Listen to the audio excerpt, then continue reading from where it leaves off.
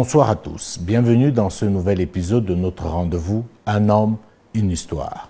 Aujourd'hui, je vous amène au Ghana et nous allons à la découverte de Kwame Nkrumah, le tout premier président du Ghana libre. Il est réputé aujourd'hui être l'un des plus grands panafricanistes que l'Afrique ait connu. D'ailleurs, il organise en 1945 le 5e congrès panafricain en Grande-Bretagne. C'est l'un des Africains qui était convaincu que l'avenir de l'Afrique passait par son unité.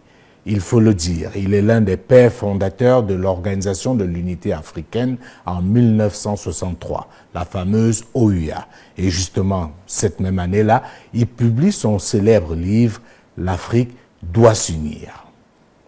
Mr. Chairman, it is vital to emphasize this problem of disarmament, and I suggest that this conference should call upon the powers of the world to disarm.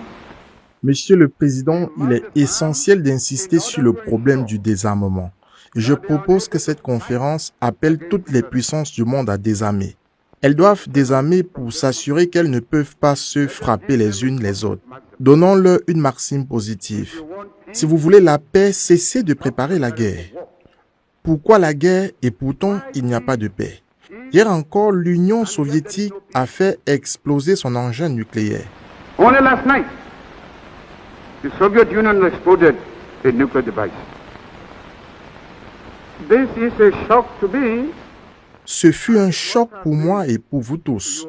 Mais c'est un choc qui peut révéler le danger suprême auquel l'humanité est confrontée. L'impérieuse nécessité de la paix et l'urgence de la signature d'un traité de désarmement complet et général. And the urgent need to sign a treaty for complete and general disarmament. Kwame Nkrumah était un chancre de l'autodétermination des peuples. Il a contribué énormément à la libération de plusieurs pays en Afrique. D'ailleurs, il avait transformé son pays, le Ghana, en une véritable terre d'exil pour tous les panafricains qui étaient oppressés à travers le monde. Mais seulement, la fin de Kwame Nkrumah ne va pas être aussi consensuelle que celle de certains héros africains.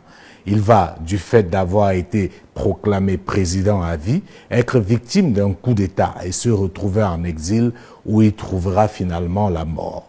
Mais il faut noter que cela n'enlève en rien l'énorme travail que Kwame Nkrumah aura fait, notamment dans la construction de ce qu'il appelait déjà à l'époque les États-Unis d'Afrique.